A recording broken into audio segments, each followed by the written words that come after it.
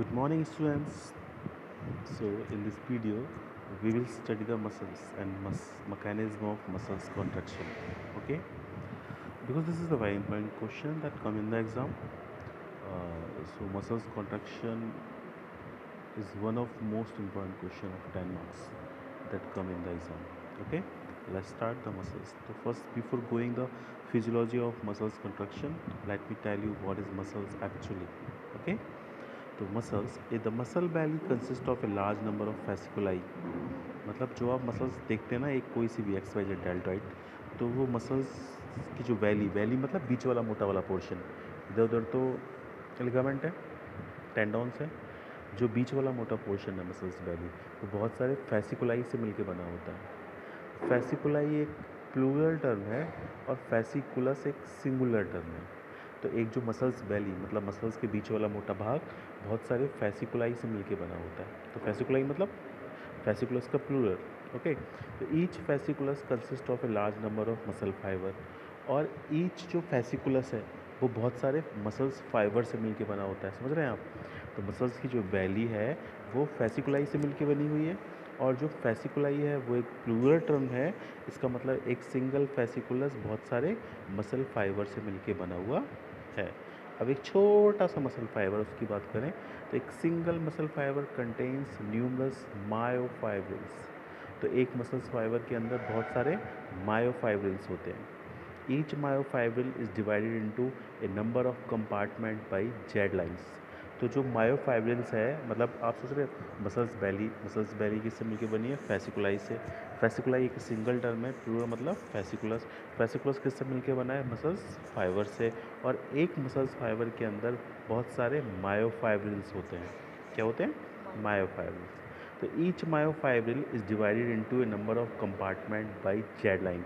तो एक मायोफाइब्रिल्स बहुत सारे होते हैं, तो अगर हम एक सिंगल मायोफाइब्रिल की बात करें तो एक मायोफाइब्रिल जेड लाइंस के द्वारा बहुत सारे टुकड़ों में डिवाइडेड रहता है। ठीक है, जेड लाइन मतलब वर्टिकल लाइंस। तो वर्टिकल जेड लाइंस के थ्रू बहुत सारे अलग अलग कंपार्टमेंट में डिवाइड रहता है। The portion of A myofibril in between two successive Z line is called sarcomere.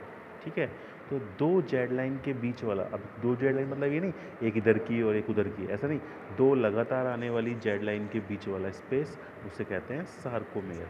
क्या कहते हैं? सार्कोमेयर। तो आप क्या पढ़ रहे हैं? मसल्स का कॉन्ट्रैक्शन। तो before going the actual physiology of muscles contraction, I am telling you the muscles basic structure of the muscles. The belly is made up of fasciculi, and fasciculi is a singular plural term, otherwise we will say is made up of fasciculus. तो each fasciculus के अंदर बहुत सारे muscles fibre होते हैं। Muscles fibre बहुत सारे myofibril से बना होता है, और एक मायोफाइब्रिल वर्टिकल लाइनों से द्वारा अलग अलग कंपार्टमेंट में डिवाइड रहता है। इन वर्टिकल लाइंस को जेड लाइन कहते हैं। दो जेड लाइन के बीच वाला, दो लगातार आने वाली जेड लाइन के बीच का जो स्पेस है that is known as sarcomere. Okay, next move further. The individual sarcomere contains two type of filament. तो अगर हम एक सार्कोमेयर की बात करें, ठीक है, तो इंडिविजुअल सार्कोमेयर्स के अंदर दो तरह के फिलामेंट होते हैं। Basically these are two major contractile element. तो अब जब हम सार्कोमेयर, समझ आया सार्कोमेयर क्या था? दो जेड लाइन के बीच वाला स्पेस। तो जो सार्कोमेयर है उस सार्कोमेयर में बेसिकली दो तरह के फिलामेंट होते हैं, एक पतला वाला और एक मोटा वाला। पतला वाला मतलब थिन, मोटा वाला मतलब थिक। तो thin filament is known as actin filament, और मोटा वाला इज नोन एज मायोसिन। तो आपको कंफ्यूज नहीं होना है, मोटा वाला मायोसिन, मोटा वाला मायोसिन। तो एम से मोटा, एम से मायोसिन, तो मोटा वाला मायोसिन और पतला वाला एक्टिन। ठीक है, ये किसके अंदर थे? इसके अंदर थे ये सार्कोमेयर्स के अंदर। ठीक है, तो थिन फिलामेंट आल्सो कंटेन एक तो मोटा पतला था, इस अब हम थिन फिलामेंट की बात करते हैं। तो थिन फिलामेंट के अंदर कुछ और दो चीज़ें होती हैं, एक ट्रोपोमायोसिन और एक ट्रोपोनिन। एक ट्रोपोमायोसिन और एक ट्रोपोनिन। तो आपने पढ़ा एक्टिन, मायोसिन। मायोसिन मोटा वाला, एक्टिन पतला वाला। पतले वाले के अंदर दो और होते हैं, एक ट्रोपोमायोसिन और एक ट्रोपोनिन। एक ट्रोपोमायोसिन और एक ट्रोपोनिन। तो अभी तक आपने क्या टर्म्स पढ़े? एक आपने पढ़ा मसल बैली, एक आपने पढ़ा फेसिकुलस, एक आपने पढ़ा फेसिकुलाई, एक आपने पढ़ा मायोफाइब्रिल, एक आपने पढ़ा जेड लाइन, एक आपने पढ़ा सार्कोमेयर। ठीक है, इसके अलावा आपने क्या पढ़ा है? इसके अलावा आपने एक्टिन पढ़ा, मायोसिन पढ़ा, ट्रोपोनिन पढ़ा और ट्रोपोमायोसिन पढ़ा। इतना ही पढ़ा ना। अब हम आगे चलते हैं। The one end of each thin filament, मतलब one end of each thin filament मतलब एक पतला से फिलामेंट की बात करें, is attach with the Z line. तो जो पतले पतले वाले फिलामेंट थे ना, उसका नाम क्या था पतले वाले का? एक्टिन। क्या नाम था? एक्टिन। तो वो तो हॉरिजेंटल है और जो जेड लाइन है वो वर्टिकल है। आप साथ साथ दिमाग में पिक्चर बनाइए, क्योंकि मैं स्क्रीनशॉट लेकर पढ़ा रहा हूँ तो मैं अभी पिक्चर बना के समझा नहीं सकता। तो आप दिमाग में एक पिक्चर बनाइए कि मतलब वर्टिकल लाइंस थी, वर्टिकल लाइंस मतलब जेड लाइंस। अब उसके अंदर दो वर्टिकल लाइन मतलब सार्कोमेयर के अंदर क्या थे? एक्टिन और मायोसिन। तो जो एक्टिन पतली वाली लाइन थी उसका एक किनारा जेड लाइन से लगा हुआ है और दूसरा किनारा बीच में आ रहा है। तो इधर भी जेड लाइन, इधर भी एक्टिन, इधर भी एक्टिन, मतलब ऊपर नीचे। समझ रहे हो आप? वर्टिकल लाइन से जेड लाइन उसके इस तरफ लगे हुए हैं क्या? पतले वाले फिलामेंट। समझ रहे हो? रस्सी टांगते ना, तो एक लंबा डंडा, दो लंबे डंडे के बीच में एक रस्सी बांध दी और बीच में से रस्सी काट दी। रस्सी तो गिर जाएगी, लेकिन सोचो रस्सी गिर नहीं रही है। तो ये तार जो बांधा था उस तार का एक किनारा डंडे पे लगा है, इधर भी लगा है, इधर भी लगा है, और बीच वाले हिस्से खुले हैं। समझ रहे हो? Got it? तो जो आपका ये थिन फिलामेंट था, तो थिन फिलामेंट मतलब एक्टिन फिलामेंट था, उसके एक किनारे जो हैं वो जेड लाइन से लगे रहते हैं और दूसरे किनारे जो हैं वो मतलब फ्री रहते हैं बीच में। और वो जो फ्री रहते हैं ना, वो मायोसिन फिलामेंट को ओवरलैप करते हैं। अब आप बोलेंगे मायोसिन फिलामेंट, मायोसिन मतलब मोटा वाला। तो सोचो बीच में एक मोटा वाला था, उसके ऊपर दो थे, उसके नीचे दो थे, और जो उनके जो दो दो थे ना, उनका एक किनारा तो जेड लाइन से लगा हुआ है और दूसरा थोड़ा सा पार्ट जो है वो मोटे वाले के ऊपर ओवरलैप किया हुआ है। समझ गए? क्लियर? हाँ। तो दिस इज़ व्हाट कि एक्टिन और मायोसिन। तो जो एक्टिन होता है उसका एक हिस्सा जेड लाइन से लगा रहता है, दूसरा हिस्सा मायोसिन फिलामेंट के ऊपर ओवरलैप किया रहता है। तो जो भाग ओवरलैप किया रहता है, जो भाग ओवरलैप मतलब मायोसिन के ऊपर, तो उस भाग को कहते हैं ए बैंड। क्या कहते हैं? ए बैंड। क्या कहते हैं? A band. ए बैंड देखिए मैं लार्ज करता हूँ, this is known as A band. क्या कहते हैं इसको? A band. ठीक है, अब हम आगे चलते हैं। तो इन ए रिलैक्स स्टेज, जब मतलब कुछ काम धाम नहीं हो रहा है, मसल्स आराम से हैं, तो इन ए रिलैक्स स्टेज द मिडिल और central part of thick filament remains not overlapped by thin filament, but peripheral part of thick filament remains overlapped by the actin filament. तो जब एक रिलैक्स स्टेज होती है, ठीक है, तो मिडिल और central part of thick filament remains not overlapped by the thin filament, but peripheral part of thick filament remains overlapped by the actin filament. तो आप सोचो कि जब रिलैक्स की अवस्था है, जब मसल्स कॉन्ट्रैक्शन नहीं कर रही है, तो जब आप सोच रहे हो ये जो एक्टिन फिलामेंट है इधर लगे हैं, इधर लगे हैं, मतलब बीच में जेड लाइन से एक्टिन फिलामेंट इधर लगे हैं और इधर लगे हैं, और बीच में क्या है? मायोसिन। तो जो एक्टिन मायोसिन है ना, जब रिलैक्स स्टेज में है तो उसके सेंट्रल पार्ट को ओवरलैप नहीं कर रही है, सिर्फ किनारों को ओवरलैप कर रही है। ठीक है, समझ आया इतना पॉइंट कि जो बीच में मायोसिन था उसके किनारों को ओवरलैप कर रहा है, सेंट्रल पार्ट को ओवरलैप नहीं कर रहा। As a result the central part of each myosin filament is comparatively light. तो जब भैया आप ढकोगे तो क्या बनेगी? Shadow.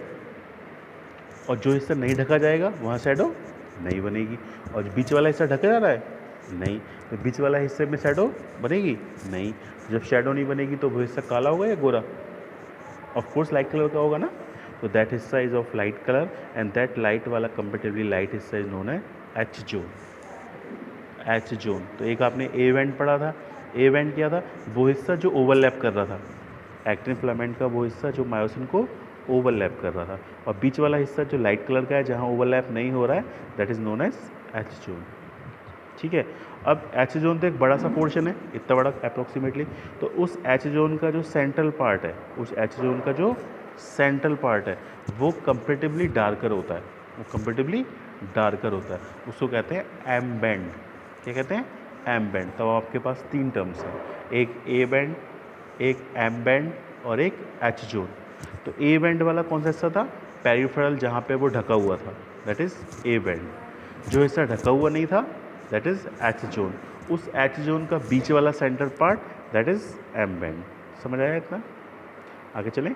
The sarcolemma of each individual muscles fibre makes a deep in rods inside the muscles fibre in transverse and longitudinal axis known as T tubule and L tubule respectively. तो अब हम बात करते हैं जो मसल्स फाइबर था।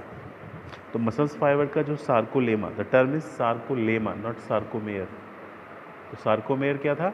2 Z line के बीच वाला स्पेस। अभी मैं क्या बात कर रहा हूँ? सार्कोलेमा, मतलब जो मसल्स फाइबर के ऊपर जो लाइनिंग है, कवरिंग है, दैट इज सार्कोलेमा। तो sarcolemma of muscles fibre makes deep in rods inside the muscles fibre in transverse and longitudinal axis.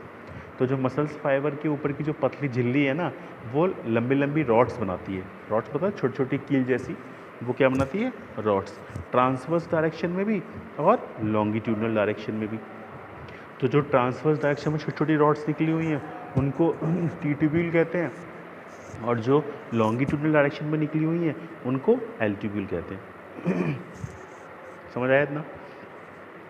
The L tubule shows L tubule मतलब longitudinal जो थी, L tubule shows the dilation where it comes close to L tubules, T tubules known as triads.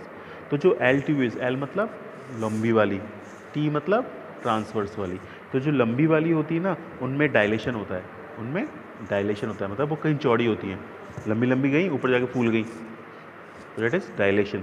तो जो फूला वाला हिस्सा था, एक तो ट्रांसवर्स जा रही थी और एक लंबी लंबी जा रही थी, और लंबी वाली ऊपर जाके फूल गई, इतनी फूल गई कि वो ट्रांसवर्स से कांटेक्ट में आ गई, इतनी फूल गई कि वो ट्रांसवर्स के कांटेक्ट में आ गई, और वो हिस्सा जहाँ पे वो कांटेक्ट में आती हैं that is known as triad, that is known as triad. The from the myosin filament at regular interval arise out the regular growth known as the cross bridges and their top point is known as myosin head। ठीक है, from the myosin filament at regular intervals arises, मतलब जो myosin filament है ना उस पर एक regular interval से थोड़ी थोड़ी ग्रोथ निकलती है। मतलब ये तो हम किसकी बात कर रहे थे?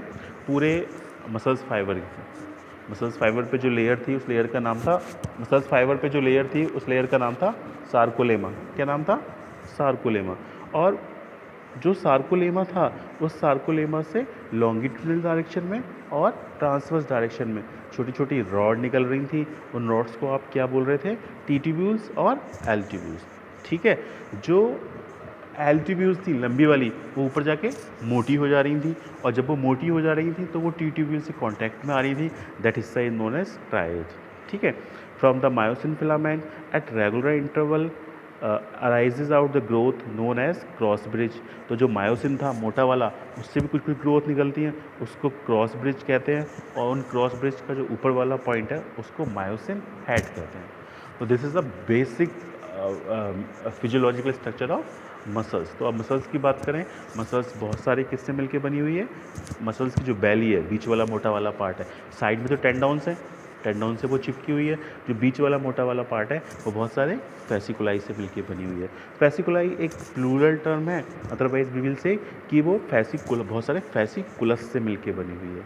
तो एक जो फैसिकुलस होता है उसमें बहुत सारे मसल्स फाइबर होते हैं, मसल्स फाइबर के अंदर बहुत सारे मायोफाइब्रिल्स होते हैं, और जो मायोफाइब्रिल्स हैं वो वर्टिकल जेड लाइंस के थ्रू बहुत सारे कंपार्टमेंट में डिवाइडेड रहते हैं।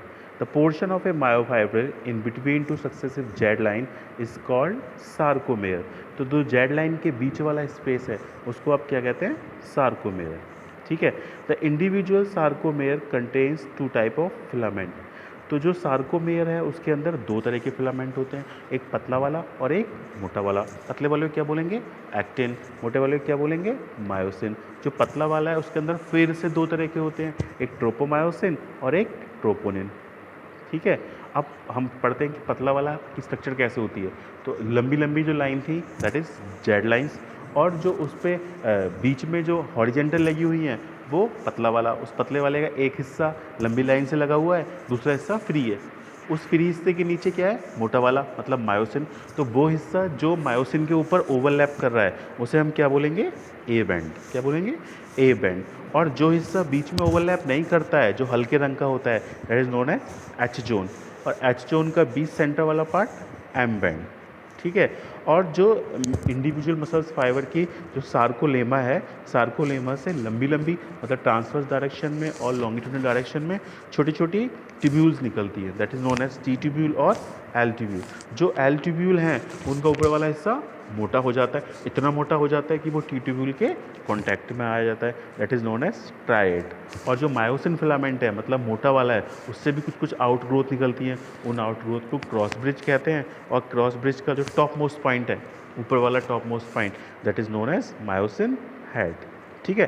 तो this is the basic structure of muscles. तो जब हम मसल्स कॉन्ट्रैक्शन पढ़ेंगे तो मसल्स कॉन्ट्रैक्शन तभी समझ आएगा जब हमें पता होगा एच जोन क्या होता है, एम बॉन्ड क्या होता है, एल ट्यूब्यूल क्या होता है, टी ट्यूब्यूल क्या होता है। ठीक है। तो मैकेनिज्म ऑफ मसल्स कॉन्ट्रैक्शन तो जब कैसे पढ़ेंगे, मेरी बुक में ये चार्ट दिया हुआ है, तो ये चार्ट को अच्छे से पढ़ो। तो जब स्टिमुलेशन होता है, जब क्या होता है स्टिमुलेशन, तो action potential develop in the sarcolemma. अब स्टिमुलेशन कैसे होगा, जब मसल्स फाइबर से इम्पल्स आएगी, मसल्स में जो नर्व जा रही है उस नर्व से इम्पल्स आएगी, तो इम्पल्स की वजह से क्या होता है कि जो सार्कोलेमा है, ओह माय गॉड किधर गया, एक मिनट रुको।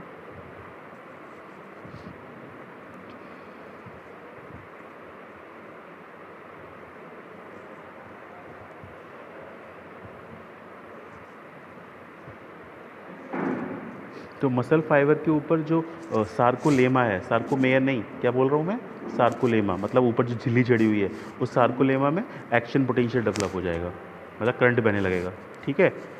तो करंट कैसे बहा, क्योंकि नर्व से इम्पल्स आई, तो नर्व से इम्पल्स आई तो मसल्स फाइबर के ऊपर जो सार्कोलेमा था उसमें एक्शन पोटेंशियल डेवलप हो गया।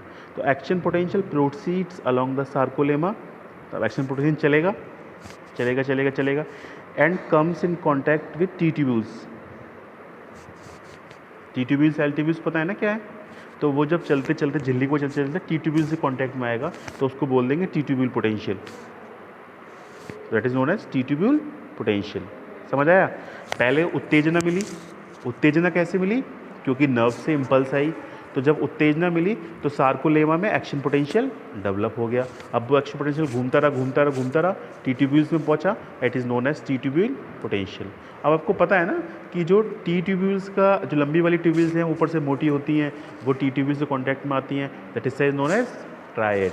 तो जब वाइल पासिंग थ्रू ट्रायड, जब वो ट्रायड वाले हिस्से से पास कर रहा है कौन, T tubule potential, it comes in the close contact with the L tubule and as a result, मतलब आप सोच रहे हो जब वो सार्कोलेमा में घूम रहा था, सार्कोलेमा में घूमते घूमते टी ट्यूब्यूल कॉन्टैक्ट में आया, और टी ट्यूब्यूल क्योंकि कहीं ना कहीं एल ट्यूब्यूल से लगी हुई है, तो जब वो एल ट्यूब्यूल के कॉन्टैक्ट में आया तो एल ट्यूब्यूल के अंदर से बहुत सारे कैल्शियम आयन रिलीज हो गए, बहुत सारे कैल्शियम आयन रिलीज़ हो गए, मसल्स के अंदर थे ना कैल्शियम, तो मसल्स के अंदर से वो कैल्शियम आयन बहुत सारे रिलीज़ हो गए। ठीक है। अभी तक जब मसल्स कांटेक्ट नहीं कर रही थी तो कैल्शियम आयन उसके अंदर ही बंद पड़े थे, जब मसल्स कांटेक्ट करेगी तो कैल्शियम आयन उससे बहुत सारे रिलीज़ हो जाएंगे। जब कैल्शियम आयन इससे रिलीज़ हो जाएंगे तो आपको पता था ना पतले वाले में दो तरह की प्रोटीन थी, एक ट्रोपोनिन और ट्रोपोमायोसिन, तो जब वो कैल्शियम आयन रिलीज़ हो जाएंगे तो वो ट्रोपोनिन सी के कॉन्टैक्ट में आएंगे। किससे कॉन्टैक्ट में आएंगे, ट्रोपोनिन सी के, ट्रोपोनिन के कॉन्टैक्ट में आएंगे कौन, कैल्शियम आयन। कहाँ से आए कैल्शियम आयन, एल ट्यूब्यूल से। कहाँ से आए, एल ट्यूब्यूल से। तो अब क्या हो रहा है, जो कैल्शियम आयन आए वो ट्रोपोनिन से कांटेक्ट में आ जाएंगे। तो जब वो ट्रोपोनिन के कांटेक्ट में आ जाएंगे कौन, कैल्शियम आयन, तो जो ट्रोपोमायोसिन मॉलिक्यूल है, ट्रोपोनिन एंड ट्रोपोमायोसिन, तो जो पतले वाले के अंदर दो तरह के थे ना, ट्रोपोनिन एंड ट्रोपोमायोसिन, तो जो ट्रोपोमायोसिन मॉलिक्यूल है उसकी स्ट्रक्चर चेंज हो जाएगी, उसकी स्ट्रक्चर चेंज हो जाएगी। तो conformational change of the tropomyosin molecule, तो जब उसकी चेंज होगी structure, causing the tropomyosin molecule to move little away. तो जनरली सोचो कि एक्टिन के अंदर ही ट्रोपोनिन और ट्रोपोमायोसिन रखे हुए हैं। जब ट्रोपोनिन कैल्शियम से लगेंगे तो उसके पास में कौन रखा था, ट्रोपोमायोसिन, उसकी स्ट्रक्चर जो है वो थोड़ी सी चेंज हो गई, वो थोड़ा सा अपनी जगह से हट गया, क्योंकि कैल्शियम चिपकेगा किससे, ट्रोपोनिन से, तो बड़ा होगा, तो साथ में कौन लगा हुआ था भाई, एक मोटा आदमी बैठेगा तो दूसरे वाले आदमी को धक्का मारेगा ना, तो साथ में जो ट्रोपोमायोसिन था वो अपनी जगह से थोड़ा सा हट गया। ठीक है, तो जब ट्रोपोमायोसिन अपनी जगह से हट गया तो ये ट्रोपोनिन और ट्रोपोमायोसिन कहाँ पे रखे हुए हैं? एक्टिन फिलामेंट में। कहाँ रखे हुए हैं? एक्टिन फिलामेंट में। तो पहले तो ढके हुए थे भैया, अब जब उसने मोटे आदमी ने धक्का मारा तो जो दूसरा आदमी था वो खिसक गया, और जब खिसक गया तो जिस कुर्सी पे वो बैठा था वो कुर्सी खाली हो गई कि नहीं? तो वो कुर्सी खाली हो गई, और उसी कुर्सी पे जो वो ऐसी खाली हुई तो वही कुर्सी की खाली कुर्सी वो क्या थी? Active side. क्या थी? एक्टिव साइड, जिस पर बैठने के लिए बहुत सारे लोग मर रहे थे, हम बैठेंगे हम बैठेंगे हम बैठेंगे, लेकिन उस पर जनरली जब मसल्स रिलैक्स होती है तो उस पर कौन बैठा होता है? ट्रोपोमायोसिन। कौन बैठा होता है? ट्रोपोमायोसिन। अब वो कुर्सी खाली कैसे होती है?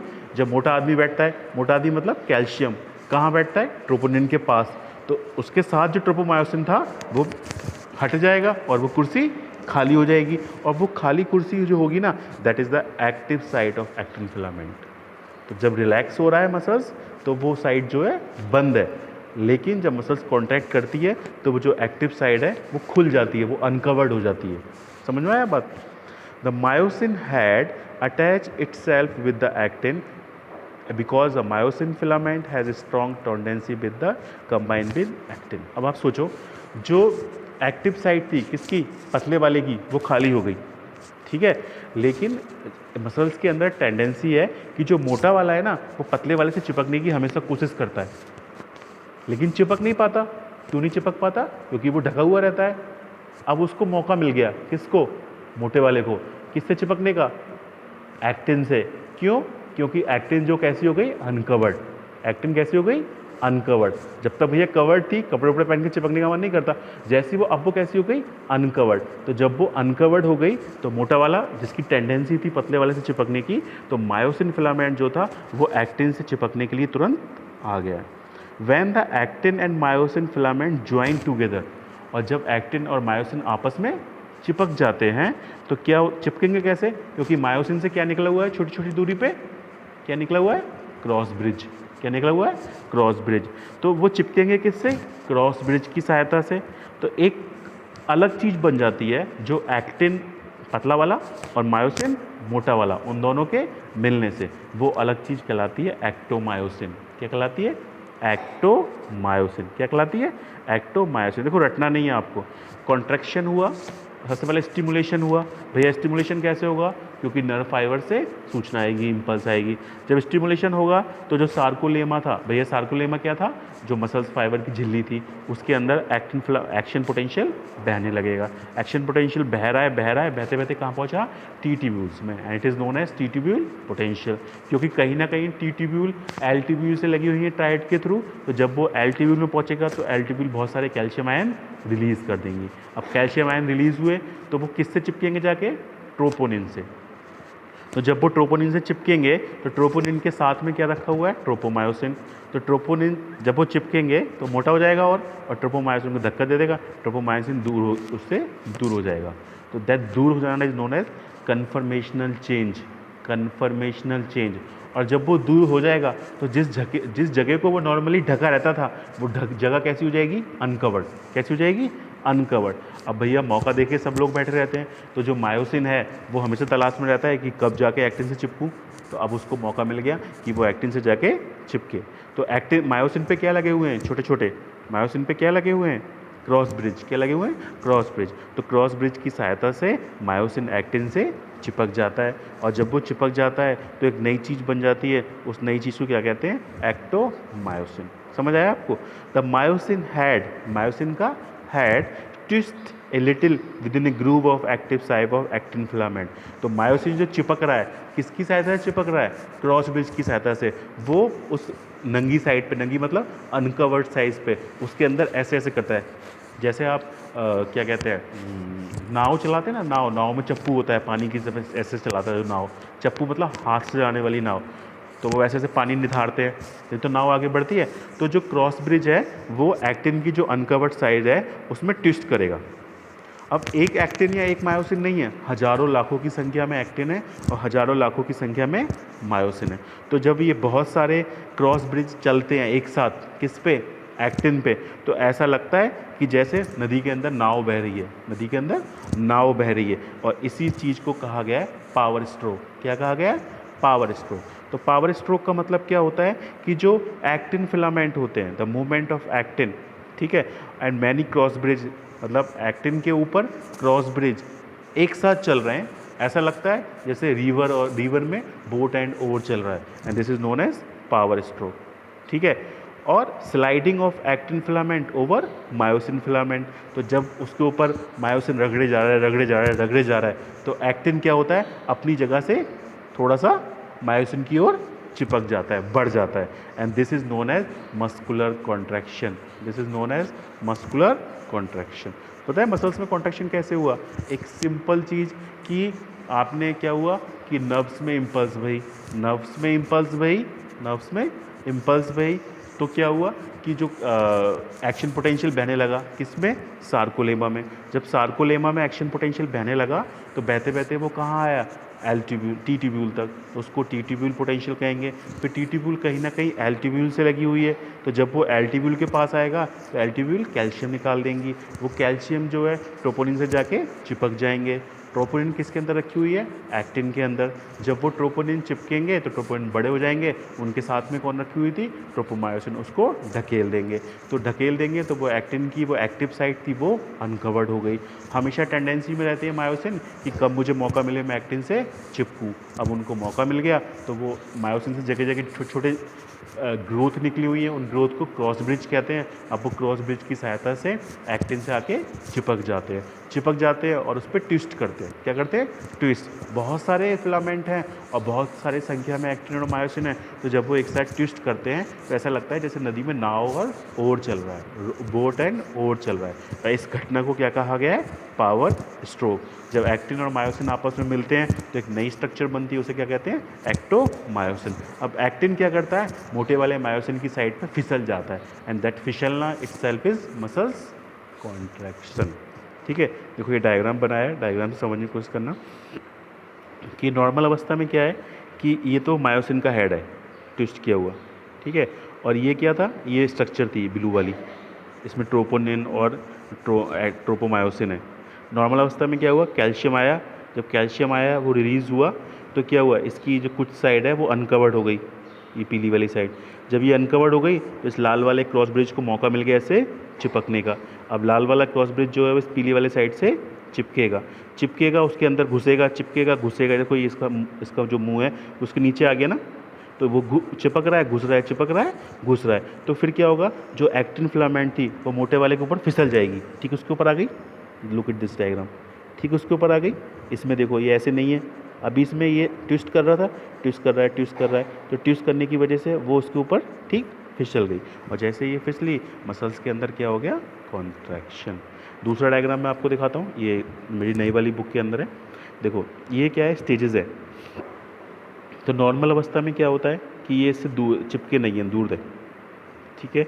अभी क्या हुआ? ये साइड इसकी एक्टिव हो गई और ये इससे चिपकने की कोशिश करेगा, चिपकने की कोशिश करेगा, ट्विस्ट होगा, ठीक है, और ये ऐसे इधर ऊपर की तरफ मूव कर रहा है, ऊपर की तरफ एरो का निशान देखो, ठीक है। और जब ये मूव करता है, मूव करता है, तो फिर जो एक्टिन है, head of myosin filament attach to the actin filament, ठीक है। This is muscles contraction. अब जैसे हमने अभी पढ़ा था 4-5 दिन पहले, एक्सपायरेशन एक पैसिव प्रोसेस है, इंस्पिरेशन एक active process. In the same way जब मसल्स रिलैक्स कैसे होंगी? जैसे सपोज आपको कोई चीज़ उठानी थी, तो आपको उठानी थी तो मसल्स कॉन्ट्रैक्ट करेंगी, राइट। फिर रिलैक्स कैसे हुई? जो कैल्शियम आयन कहाँ से निकले थे? एल ट्यूब्यूल से, वो वापस एल ट्यूब्यूल के अंदर चले जाएंगे। जब वापस चले जाएंगे तो ट्रोपोनिन जो मोटा हो गया था वो पतला हो जाएगा, सीट मिल जाएगी, ट्रोपोमायोसिन उसके पास आके बैठ जाएगा। जब ट्रोपोमायोसिन उसके पास आके बैठ जाएगा तो एक्टिन पूरा कवर हो जाएगा, मायोसिन को जगह नहीं मिलेगी और मसल्स बाद में जो है पूरी रिलैक्स हो जाएगी। दिस इज़ वॉट कि मसल्स कॉन्ट्रैक्शन। ये एक बहुत इंपॉर्टेंट क्वेश्चन है जो एग्ज़ाम में आता है, ठीक है, तो आप इसको अच्छे से तैयार कीजिएगा।